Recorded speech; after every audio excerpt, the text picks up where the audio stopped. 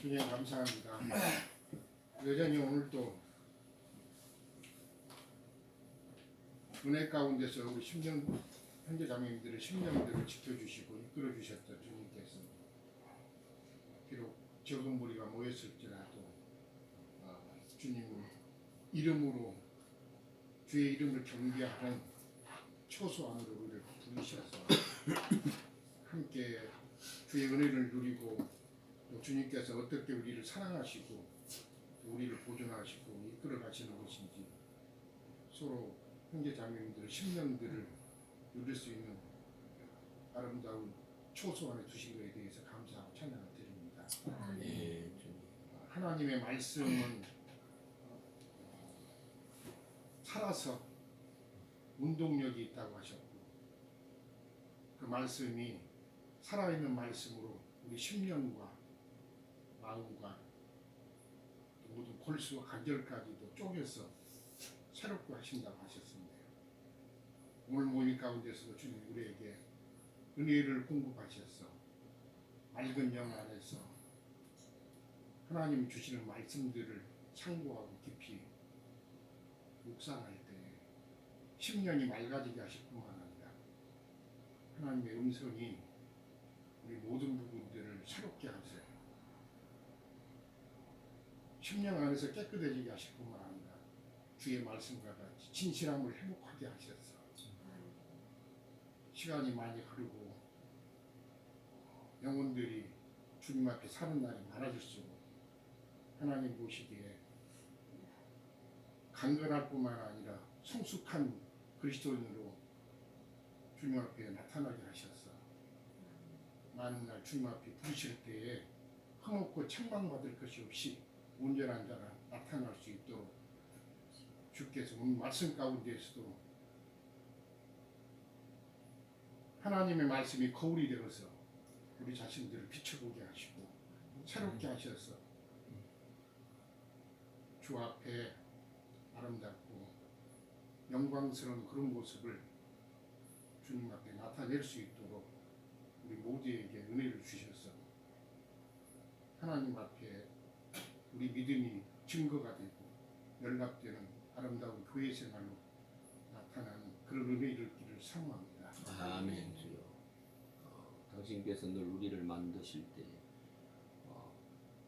선한 일들을 위하여 당신의 뜻 안에서 만들어지고 또한 그를 향하여 달려갈 수 있도록 은혜를 주셨는데 우리는 늘 그리스도 밖에 있었고 소망이 없던 자의 모든 모습으로 살아갈 수밖에 없는 우리 자신들의 모습도 돌아보게 됩니다.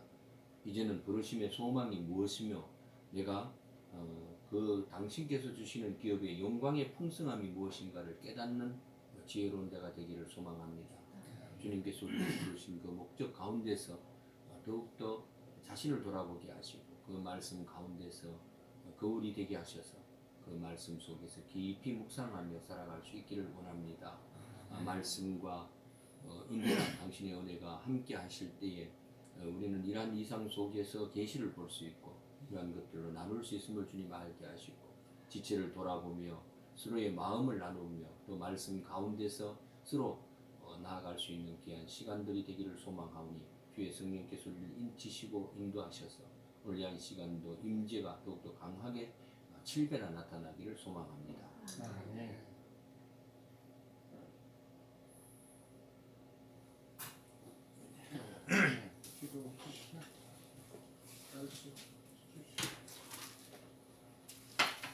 에베소서 1장 마지막 구절은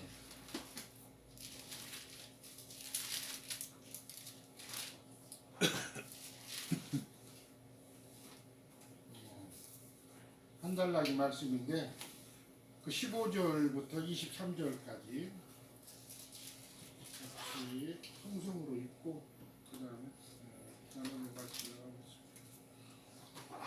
같이 읽겠습니다. 이로 말미암아 주 예수 안에서 너희 믿음과 모든 성도를 향한 사랑을 나도 듣고 내가 기도할 때에 기억하며 너희로 말미암아 감사하기를 그치지 아니하고 우리 주 예수 그리스도의 하나님 영광의 아버지께서 지혜와 계시의 영을 너희에게 주사 하나님을 알게 하시고 너희 마음의 눈을 밝히사 그의 부르심의 소망이 무엇이며 성도 안에서 그 기업의 영광의 풍성함이 무엇이며 그의 힘의 위력으로 역사하심을 따라 믿는 우리에게 베푸신 능력의 지극히 크심이 어떠한 것을 너희로 알게 하시기를 구하노라. 그의 능력이 그리스도 안에서 역사하사 죽은 자들 가운데서 다시 살리시고 하늘에서 자기의 오른편에 앉히사 모든 통치와 권세와 능력과 주권과 이 세상뿐 아니라 오는 세상에 일컫는 모든 이름 위에 뛰어나게 하시고 또 만물을 그의 발 아래에 복종하게 하시고 그를 만물 위에 교회의 머리로 삼으셨느니라.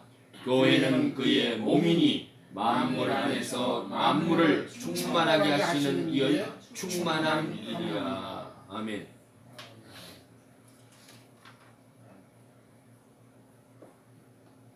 아저씨 말씀 같이 나누시죠. 네.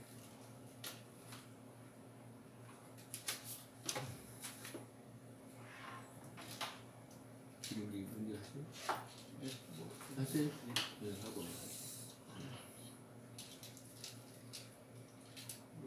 저는 사실은 그 2장 1절에 허물과 죄로 죽었던 너희를 살리셨도다 하는 것과 연결해서 15장 1장 15장부터 23절의 마무리는 이렇게 또 나올 수 있습니다. 그 형님 시작하실 것 같고 저는 이제 2장 1절에 허물과 죄로 죽었던 너희를 살리셨도다 하는 부분에서 나눠보고 싶습니다. 네. 허물과 죄로 죽었다 하는 것은 우리가 다 알다시피 육신의 죽음을 말하는 게 아니라고 얼마든지 생각하고 근데 이제 우리가 기존 종교 체계에서는 이 죽음이라는 의미를 오해하는 경우가 많아서 저도 초기에는 그게 죽었다 할 때 육신적으로 죽은 것을 두고 얘기하는 것이 아닌가 하는 이런 분별이 잘 어떤 때는 그것이 분별이 되다가도 어떤 때는 또 이렇게 죽음하면은 그냥 육신적으로 생각하는 그런 죽음이 이렇게 바로바로 이렇게 연상이 돼서 이렇게 얼른 이렇게 아담의 그 첫 죄로 죽었다는 그 연상이 잘 안 되더라고요. 네. 근데 이제 사실은 성경에서 말하는 것은 하늘에 살려주는 영으로 오지 않은 인간의 자연인에서 나오는 이 신앙 체계가 또 이 세상 그 정신 세계가 죽은 세계라고 이렇게 정의를 하고 있거든요. 그렇다고 본다면은 이 성경에서는 하나님이 주신 그 계시와 새로 나는 이런 것들이 배제된 상태에서는 죽은 자들의 세계이고 그 죽은 자들의 세계에서 벌어지는 일들은 세상에서는 늘 큰 자가 되기 위한 그런 경쟁, 세상의 권세를 쥐는 그런 어떤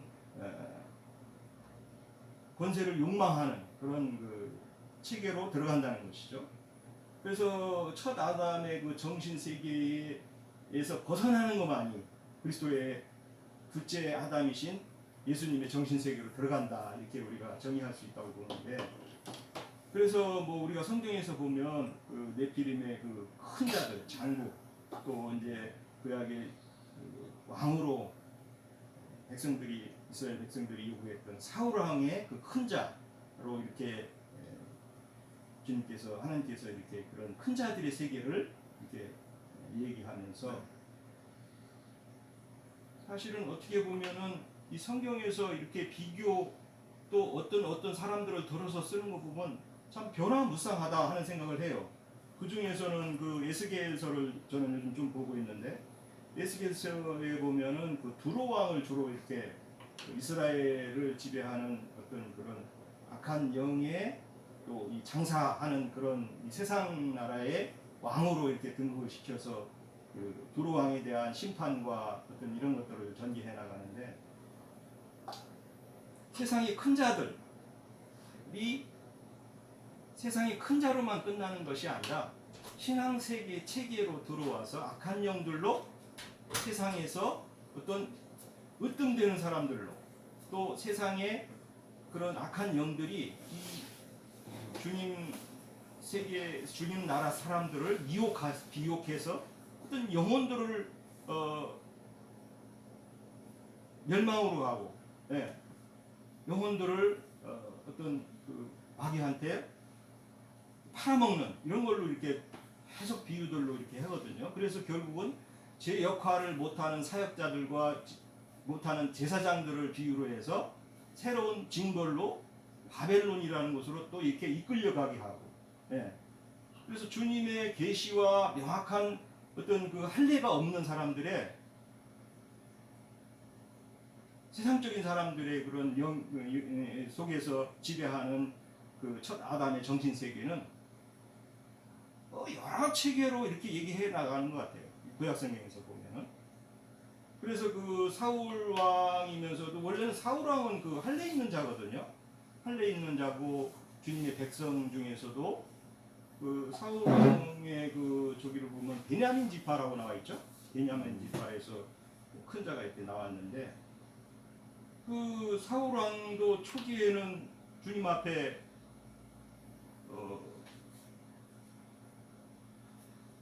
낮은 자로서 이렇게 시작은 그렇게 한다고요. 은혜로운 자로.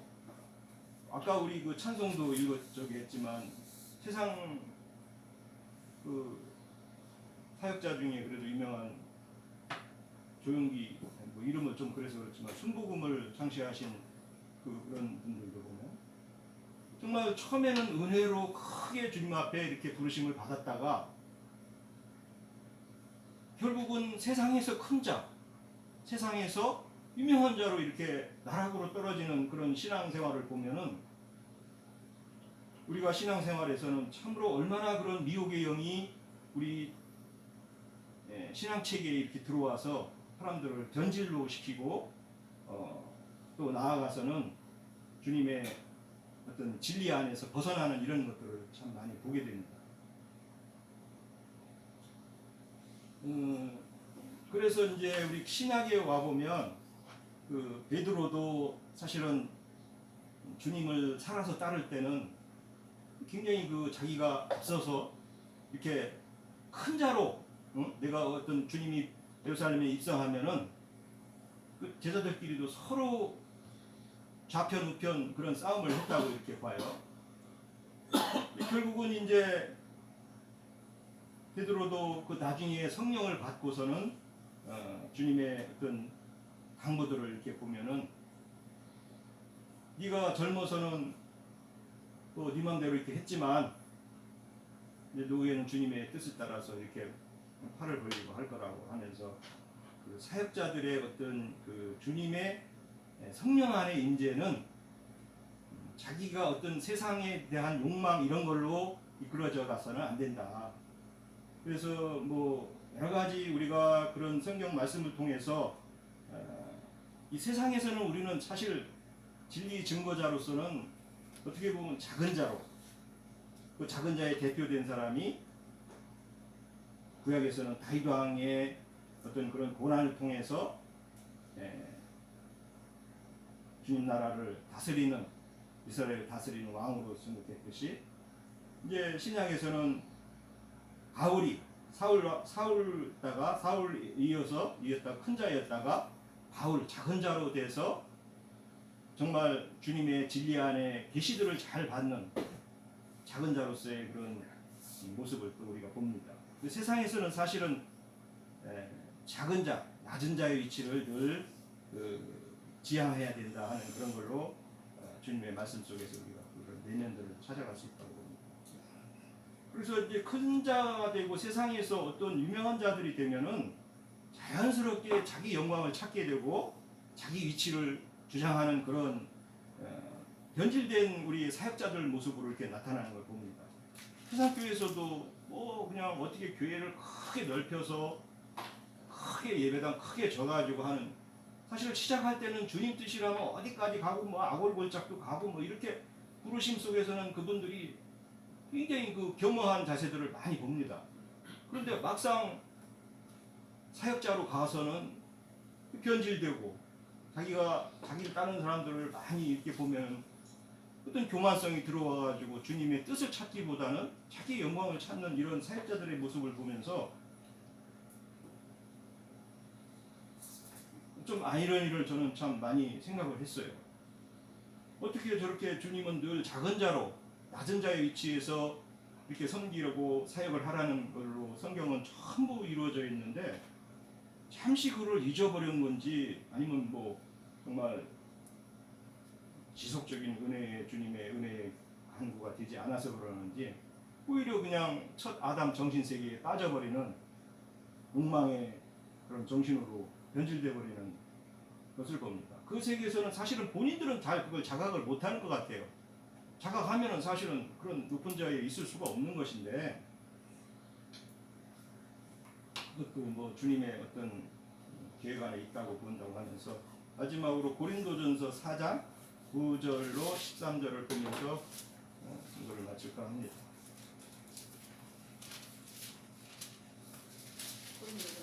네, 4장 9절로 13절.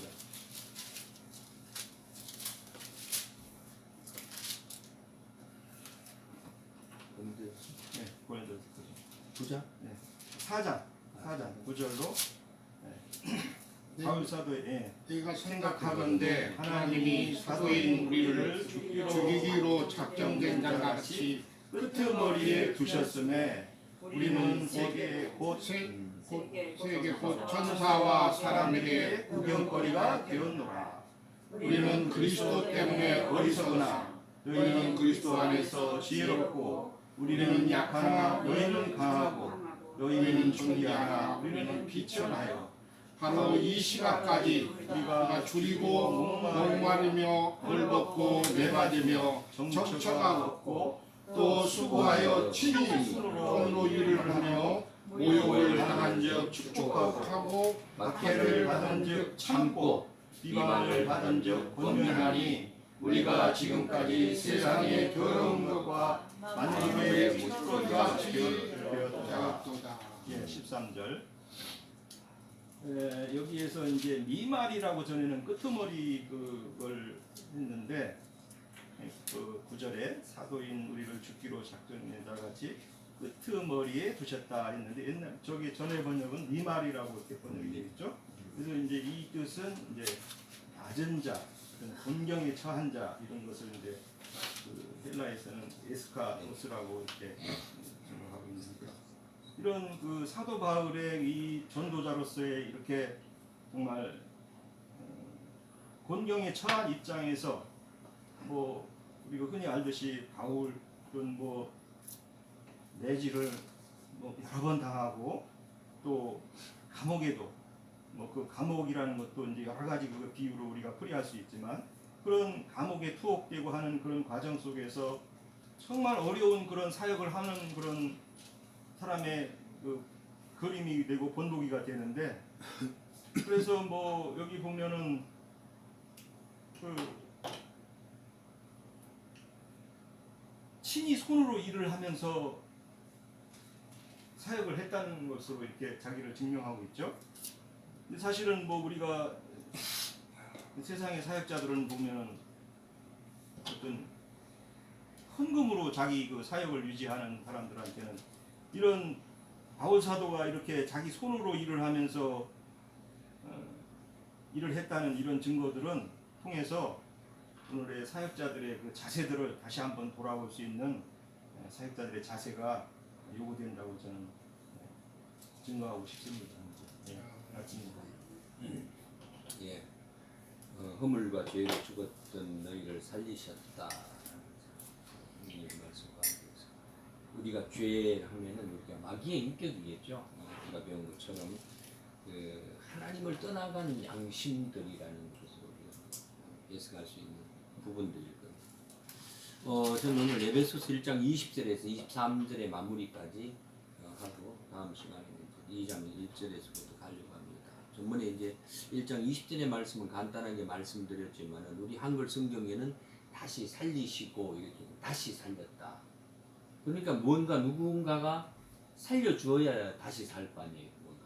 성경은 이렇게 한글 성경은 좀 하나님 자신이신데 자신이 오셔서 자신이 죽으심도 없으신 그분이 우리에게 표현적인 어떤 부분으로 쓰려고 하니까 이걸 한글에서는 다시 살렸다 이렇게 이랬는데 다시라는 얘기는 전 시간에 뭐 우리 영어 형님들이 말씀하신 것처럼 없습니다. 그게 다시라는 말이 없거든요, 실제로. 근데 한글은 자꾸 이런 것들을 곁살이로 붙인다고 그러나요? 근데 이렇게 자꾸 붙여가지고 혼돈케 만드는 부분들이 굉장히 많습니다. 다시 살리셨습니까? 스스로 살으셨습니까?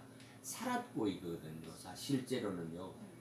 이런 명백한 문맥들이 있어야만 우리 기능의 말씀처럼 또 우리가 비교되어지는 일반적인 기독교계의 표현들이 좀 달라질 수가 있는데 전부 이렇게 살짝 조금씩 바꾸어져 가지고 있어가지고 또 다시라고 있으니까 누가 살려준 것처럼 그래서 뭐 하나님 따로 있고 예수님 따로 있고 성령님 따로 계셔가지고 이제 삼위가 뭐 일체이니 아니니 이런 문제들이 또 생기는 것들이 굉장히 많이 있습니다. 다시 살리시고 아니고 살았고입니다. 살았고 당신 자신이 스스로 사신 거예요.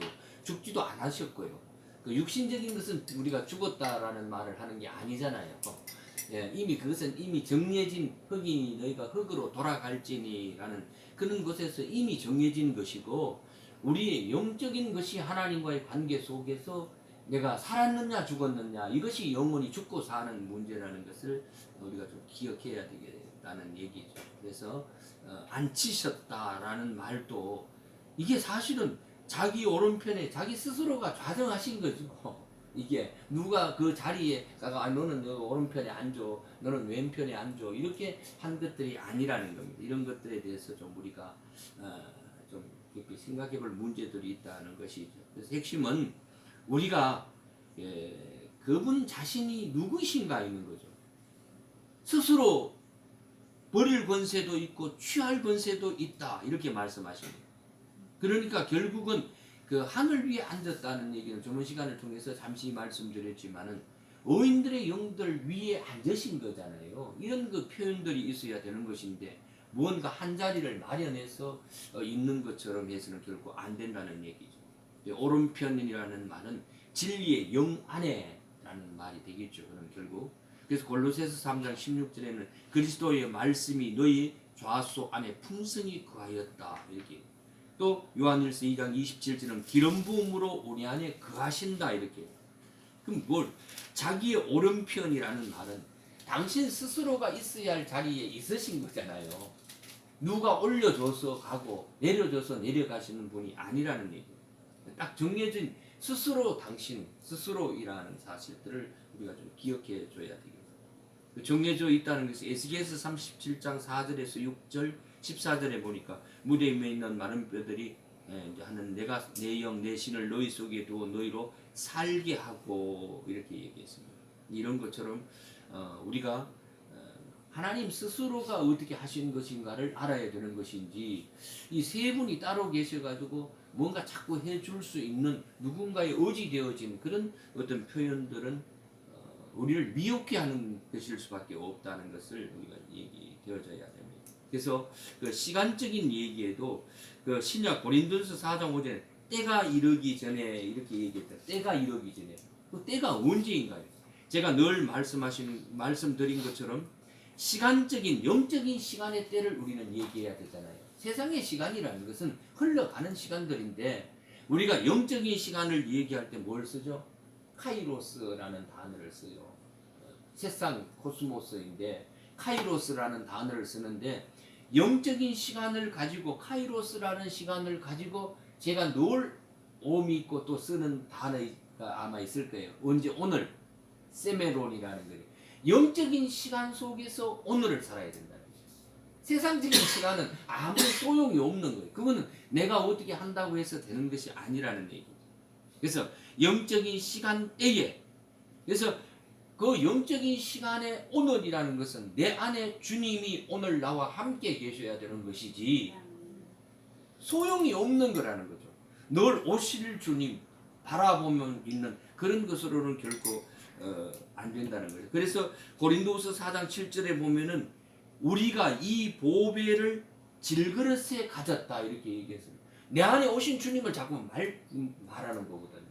이런 것들이 깨달음이 없다는 거예요. 베드로후서 1장 19절에 보면 날이 새어 샛별이 너희 마음에 떠오르기까지 우리가 이것을 주의하는 것이 가다 이렇게 해요. 그럼 그 샛별이 누구냐 이게? 주님 대신 하나님 당신 대신 그분이 내 안에 이미 오신 것을 얘기하는 것을 가지고 얘기하는 것인데 이걸 뭘 자꾸 새로운 것으로 무언가 되어진 것처럼 되어지니까 실체적인 것을 가질 수가 없다는 거예요. 그럼 이러한 것들이 내 안에 되어져 주님께서 나와 동행의 삶을 사는 이런 실체들이 다른 자들은 복받은 자들이다. 그게 복이잖아요. 주님이 나와 함께 동행하시는 그게 복인 것이지 세상에 있는 모든 것들은 다 썩고 불타고 바람 불면 날아가 버릴 것이고 살 것도 없는 것이잖아요. 그러니까 주님은 내 안에 계심으로 해서 그것이 내 질그릇 같은 나 안에 주님께서 보배로우신 그분이 내 안에 좌정했으니 내가 이게 복받은 것이 아닌가. 예. 쭉 이런 말이거든요. 이런 것들이 조금만 이해되어지면은 어떤 다른 것들이 없을 텐데 라는 생각이 들어집니다. 21절에 모든 정사와 권세와 능력과 주관한 자와 이 세상뿐 아니라 오는 세상에 일컫는 모든 이름 위에 뛰어나게 하셨다. 이렇게. 고린도전서 15장 24절 정사와 모든 권세와 능력을 멸하시고 나라를 아버지 하나님께 바칠 때라 이렇게 했어요. 예, 이 때는 그 때는 뭐예요? 완성의 때잖아요. 완전히. 예. 그러면은 그것이 언제이냐 이거예요.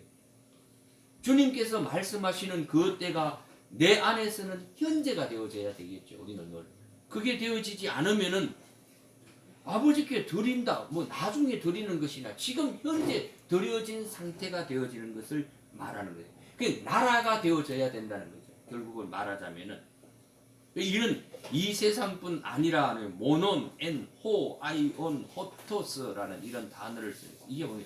그 앞에 단어는 모논, 하이온이라는 단어를 앞에 내가 찾아보니까 육적으로 사는 기간을 얘기해요. 그게 내 목숨, 이게 육으로 사는 목숨의 날이죠. 근데 엔호, 멜로 이렇게 오는 세상이니까 한 세대라는 얘기는 이게 생명의 날입니다. 예. 생명의 날은 영원한 날이잖아요.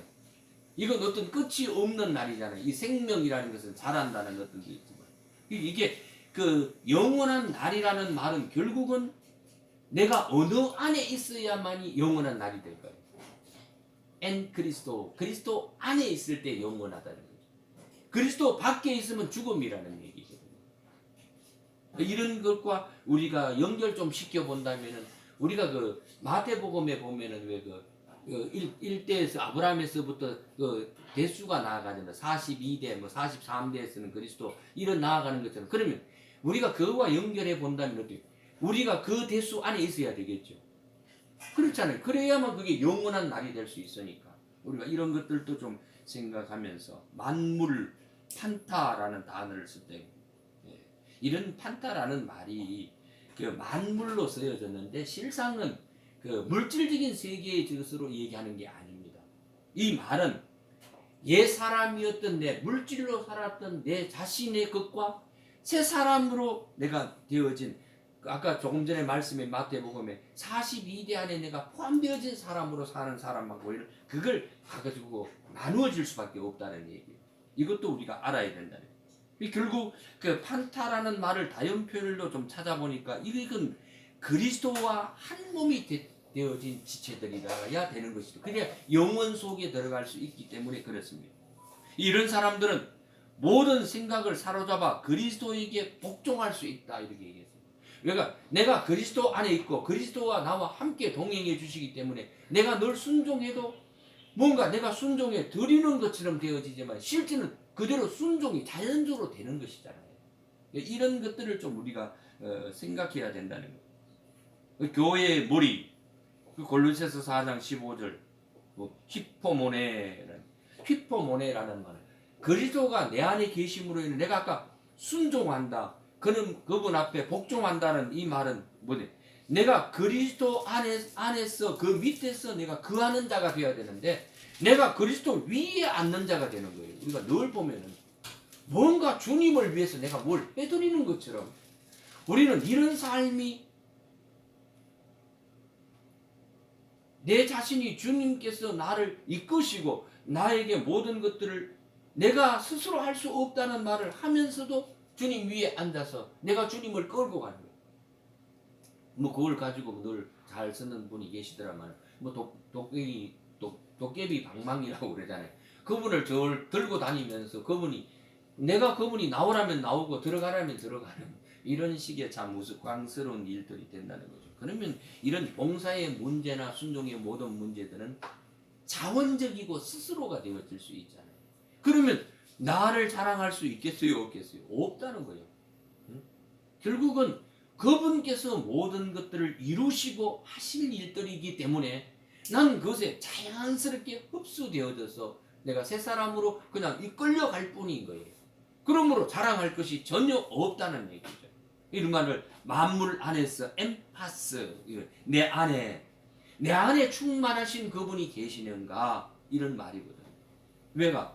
내 안에서 그분이 계심으로 그분의 말씀이 내 안에서 역사하심으로 내가 움직여지는 것이잖아. 모든 것들이 이러한 상태적인 것으로 깨닫게 되어지면은 아무런 무리가 없다는 거예요. 그러면 이걸 조금 우리가 어려운 말을 했을 때 이럴 때 내가 초월했어. 이 초월되어진 삶이라는 얘기. 왜 초월되어지느냐? 내 안에 충만함이 가득 채워졌기 때문에 초월되는 것이지 내가 뭘 해가 초월되는 삶이 결코 아니라는 얘기. 고린도전서 12장 27절에 너희는 그리스도의 몸이다. 그리고 각 지체의 각 부분이다. 에베소 5장 3절에는 그 부분은 뼈와 그분의 살, 그것에 연합되어진 몸의 지체니라 이렇게 얘기하고 있습니다. 이게 무슨 말이에요? 요한복음 6장에서는 내가 참된 음료다, 양식이다는 거예요. 결국 말씀이신 그분이 모든 것들을 이루어 가신다는 거죠. 우리가 이런 것들을 오직 생각하지 않으면은 내가 라는 것이 자꾸 튀어나올 수밖에 없다는 것이죠. 그럼 휘포몬에 다시 얘기합니다.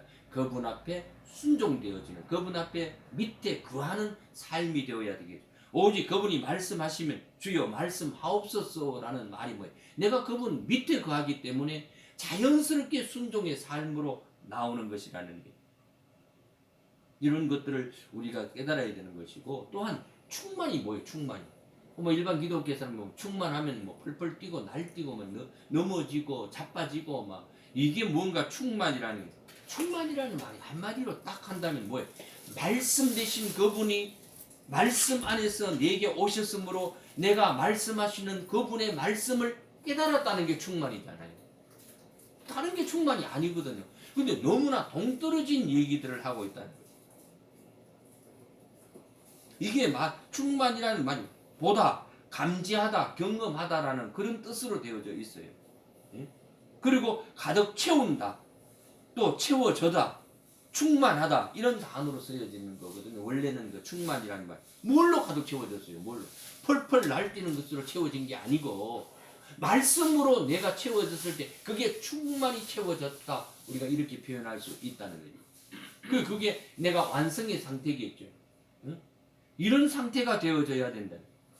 그걸 기브의 단어는 에메터라는 단어를 쓰가 신실하다, 성실하다, 확실하다, 진리, 이 말씀, 따바르 여러분 아죠? 말씀, 진실과 성실과 확실하신 그분이 내 안에서 나와 스스로 나오는 가득 담겨진 이런 상태가 내 안에 충만이다 이렇게 표현하고 싶은 거죠. 저는 충만이라는 단어는요.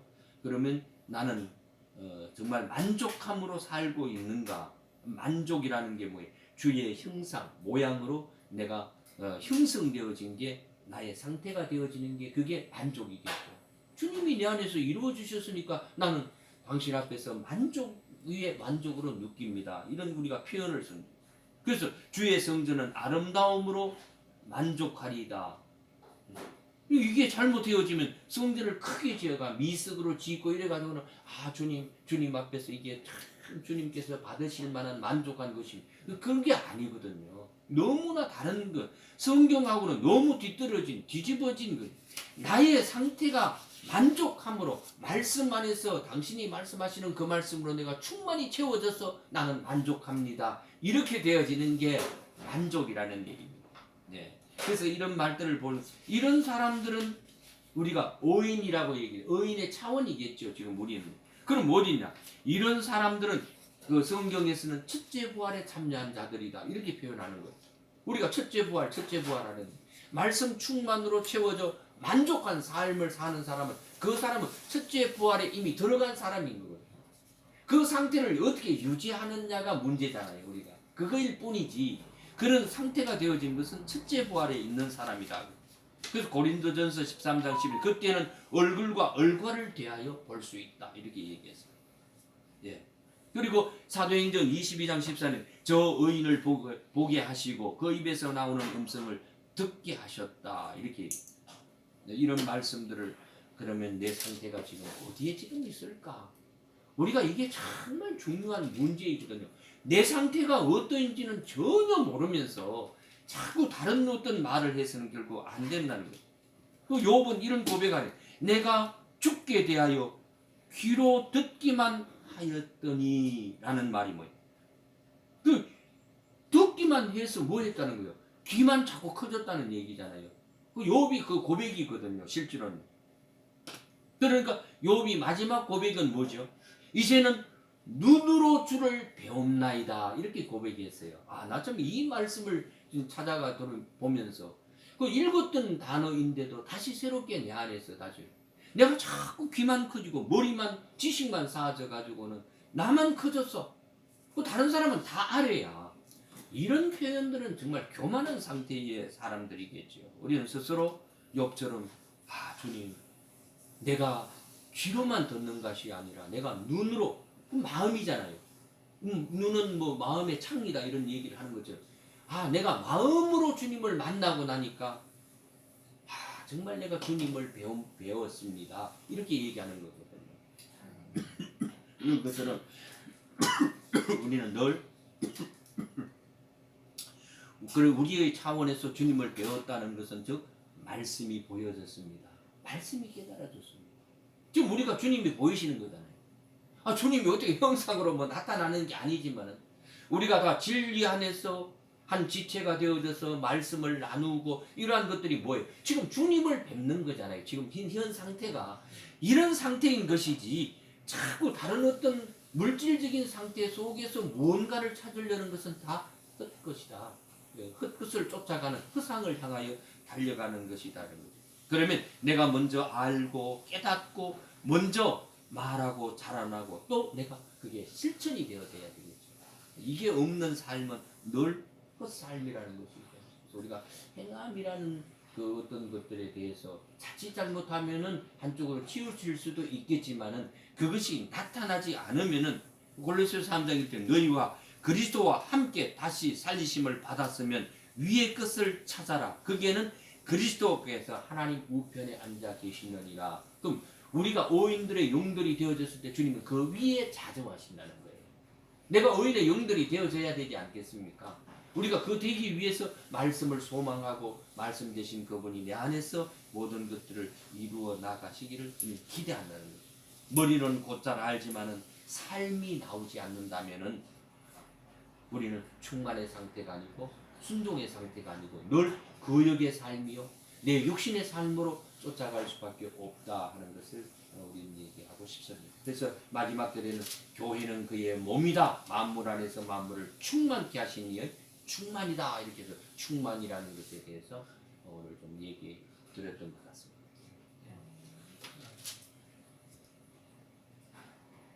뭐 하세요? 어디 갔어? 어디 갔어? 마무리하는 1장 마무리하는 말씀 마치고 다니면서 2장 나가는 말씀. 저는 이제 그 많은 말씀들 다 나눠졌기 때문에 그 22절, 23절만 잠깐 나누겠습니다. 그분이 이제 부활하시고 승천하셔서 하나님께 첫 열매로 먼저 드려지시고 다시 오셔서 그리고는 지난번에 사도행전 읽었던 말씀처럼 제자들과 40일을 같이 지내시면서 함께 계시고. 부활의 삶을 제자들에게 보여주시고 그러고 나서는 모든 하늘들 위에 올리셨다는 말씀을 이제 드렸는데 이것은 여기만 나온 게 아니라 여러 군데 나왔죠. 에베소서 4장에 나오고 모든 하늘들 위에 오르신 것인데 주님을 영접한 형제 자매님들의 심령에 들어가신 것입니다. 2장에도 나와요 이게. 네. 하늘에 앉히시니 그리스도와 함께 그런데 그 실제는 모든 하늘들 위로 오르신 거죠. 그러고 나서는 모든 형제 자매님들을 하늘에 거하게 하시고 요한복음 3장에 2장에 있는 말씀처럼 그분이 하늘에서 내려오셨고 하늘에 거하시고 또 하늘에 올라가실 것이다 이런 말씀을 하셨는데 마찬가지로 그분과 함께 연합된 하늘에 앉혀진 바 된 형제 자매님들은 하늘의 삶을 살아야 되겠죠. 아멘. 곧 하늘의 삶을 사는 것이 곧 오늘 말씀하시는 교회 안에서 교회를 건축하고 형제 자매님들과 함께 그분의 몸인 교회 생활을 실행함으로 말미암아 지난번에 말씀을 드렸듯이 교회는 그의 몸이라는 말씀으로 이제 오늘 1장을 마무리하고 그 다음에 이 몸은 만물을 충만하게 하시는 물의 충만함이라 김영진 말씀을 쭉 충만에 대해서도 교통을 하셨는데 그래서 오늘 1장 맨 마지막 절에 이제 교회라는 말씀으로 오늘 처음 용어가 에베소서 중에서는 나오는 말씀인데 1장을 마무리하면서 사도가 교회는 그의 몸이다라는 말씀으로 이제 시작을 하는데 만물이 나오고 교회가 나오고 그 다음에 교회의 머리이신 그리스도가 나옵니다. 이것을 한번 깊이 있게 볼 필요가 있습니다. 만물은 교회를 위해서 있고 교회는 교회의 머리이신 그리스도를 존재하는 걸 볼 수가 있습니다. 그래서 만물 위에 교회의 머리로 삼으셨던 주님, 모든 만물 위에 교회가 영장으로서 세워지고 교회는 결국은 그리스도를 머리 삼는 주님의 몸인 것을 증거하시기 때문에 지난번에도 약간 말씀을 드렸습니다. 많은 사람들이 그분의 몸에 대해서 진리를 많이 증거하는데 기본적인 말씀이지만은 많은 어폐가 있고 바르지 않는 그런 몸에 관한 진리들을 증거하죠. 많은 사람들이 자기들의 어떤 모임의 테두리 안에 있을 때 몸에 붙어 있다 그러고 몸의 생활을 하고 있다 이렇게 하는데 그렇게 뭐랄까 자기 중심적으로 몸을 볼 것이 아니고 주님의 몸은 우주적일 뿐만 아니라 그렇게 획일적이지도 않을 뿐만 아니라 너무 영적이고 또한 포괄하고 넓은 그런 의미에서 말씀하는 것이지만은 그분들의 몸은 너무나 주님을 뭐랄까 편협하게 보고 있는 거죠. 네. 자기들과 모임을 갖지 않는 것 때문에 몸 밖에 있는 것으로 이야기하지만은 스스로 나누고 있지만은 성경은 그렇게 몸을 간단하고 이렇게 편협적이게 말씀하는 것은 아니에요. 우주적인 몸을 말씀하시는 것이고 자기들과 몸을 이렇게 모임을 같이 하지 않더라도 주님의 생명과 말씀을 받은 무리들이면 다 주님의 몸인 것임을 증거하고 있습니다.